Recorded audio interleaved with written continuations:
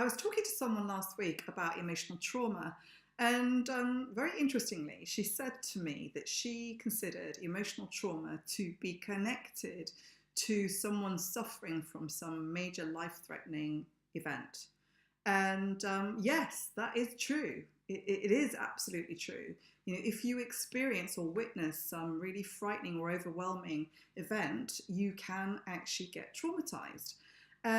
But the significant thing here is that it doesn't have to be a major event for you to be traumatized.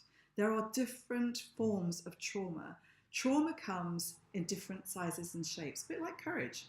You know, courage doesn't have to be this massive, loud roar of courage. It can be small acts of taking small steps of action. So going back to trauma, trauma comes in different sizes and shapes, and you can be traumatized, emotionally traumatized by other life events. So I just thought I would share this with you, and also some of the symptoms of emotional stress, so that you can check in and see if this might be something that's going on for you. So what kind of events could cause trauma for you? Well, something like a minor car accident. So you could be driving to work and someone drives into the back of you. You walk away absolutely scot-free, no injuries, your car's a bit dented and you feel a little bit shaken, but you are not physically hurt. It can still create an emotional response from the body that creates a trauma inside of you. And it's an emotion, it's a set of emotions. It's fear, it's the possibility of what might have been, and the stories that we attach to that. So that can create trauma. The breakup of a marriage or a long-term relationship, that is a traumatic event for anybody. Even if it's something that wasn't right, it's still the end of something that was once right. So that can be emotionally traumatic. There could be the loss of someone in the family, you know, close family member or a friend. That can create trauma. Yes, it creates grief as well, but trauma is connected to loss. Losing your job, being made redundant, being fired, those are all things that create trauma. And generally speaking, we just feel we can't snap out of this very, very, very somber, low mood, and we feel stuck. So some symptoms, or some of the symptoms of emotional trauma, are a feeling of complete overwhelm. You feel like you're all over the place. You just don't seem to be able to sit still or focus for anything for very long. It could be that you feel emotionally and physically exhausted.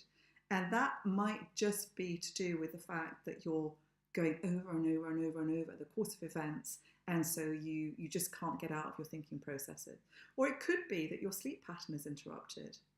But fundamentally, you've got to learn how to deal with those emotions so that you can get rid of them and go back onto a neutral, even keel and be able to function in life in a very real and interactive way.